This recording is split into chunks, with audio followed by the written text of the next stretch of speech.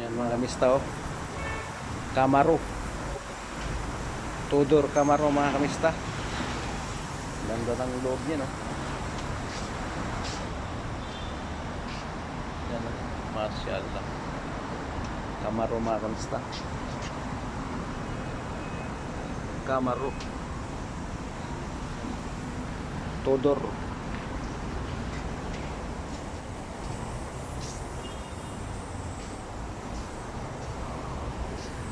Yan mga kamista.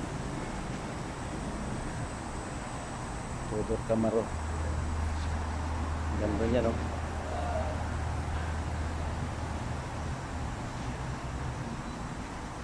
Ito po yung mags niya. Sensor. Reverse po siya mga kamista. Reverse. Yan, no? Kadalasan kasi ito yung nasa taas. Ngayon pag makita mo kasi ito, pag malalim to, kailangan nasa taas to siya. Ito yun. Kaya dito reverse. Pag reverse pa kamista, ganito yung pinaka ano niya, yung pinaka spoke niya. Ito yung tinatawag na spoke, eh. 1, 2, 3, 4, 5 spoke nasa ilalim. Kaya tinatawag sa reverse mga kamista. Kaya hindi po natin basta-basta tayo magkabit ng mags. Marami mga ganito pag yung mga malaki. Ano to siya? Size 22. Ang size, ang gulong nito sa likod 285 40 22. Ang sa harap 265 35 22. Yan po yung reverse niya. Kasi tinatawag na reverse kasi yung pang ano niya, yung pangharap to, dapat nakataas to. Ay reverse ka siya gaya sa sabi pag mga malaki low profile na mga mags, ito, no? Kaya nasa taas to siya ganito. Tinatawag ni reverse. Yan mga kamista, nakaikot siya. Ito mga kamista, ito yung sensor. Yeah. Ito magdidetect sa hangin. Kung ang hangin ay nagbawas, mag-ilaw sa dashboard. May yung logo ng hangin na nakaliter C. Ayo. Doon na ito po yun siya. Kaya kumbaga dati wala yan. Yung panahon ngayon mga high-tech na kasi. Itong mags na to made in Taiwan. Made in Taiwan, baliktad lang. Yeah. Mga kamista. Pahit po siya ang gulong. Kasi yung gulong niya low profile kasi ito, 35 series sa likod, sa harap. Kaya ano siya, dali pag malubak siya, tapos ano man ang hangin, pag luma na yung gulong, dali siya mapunit. Kasi yung series niya, yung mga kamista, hanapin natin na saan yun. Ito yung gulong. Yung kaparat ay ito. Ito yung gulong niya mga kamista. Ito yung gulong niya mga kamista. Ang brand ng gulong niya ay Continental mga kamista. Yan, Continental ito. Dito tayo sa madilim para makita natin yung gulong.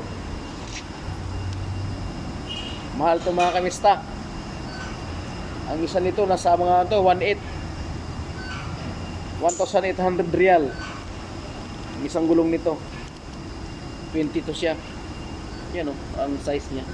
Kita ko po size niya. Pangharap kasi ito si 265 35 22. Pangharap yan. 265 35 22. Continental branded tire. Ito po yung ano niya. Ito po yung pinaka low profile niya. Low, ito tawag niyang profile height niya.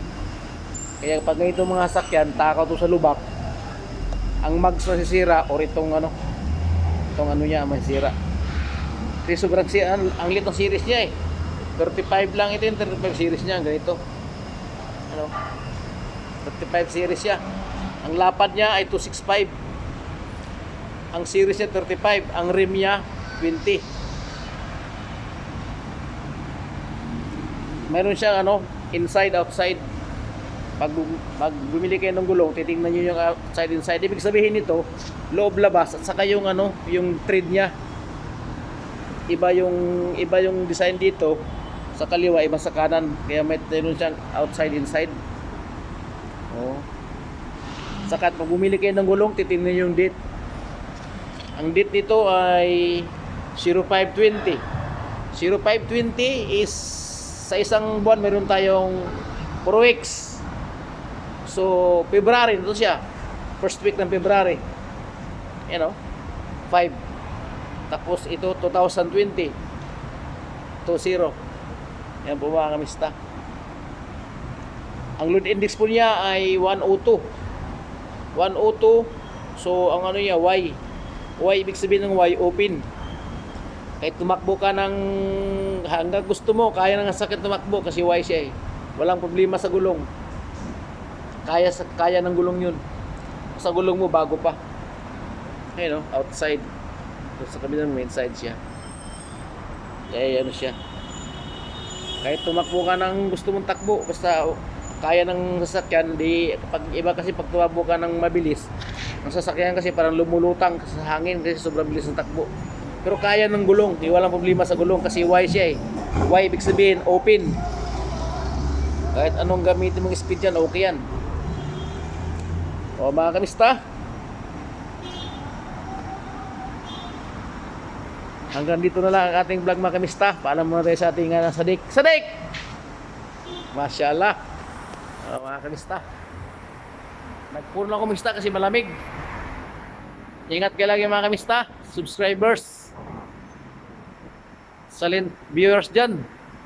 Ingat kayo lagi, God bless sa atin lahat. Bye bye mga kamista.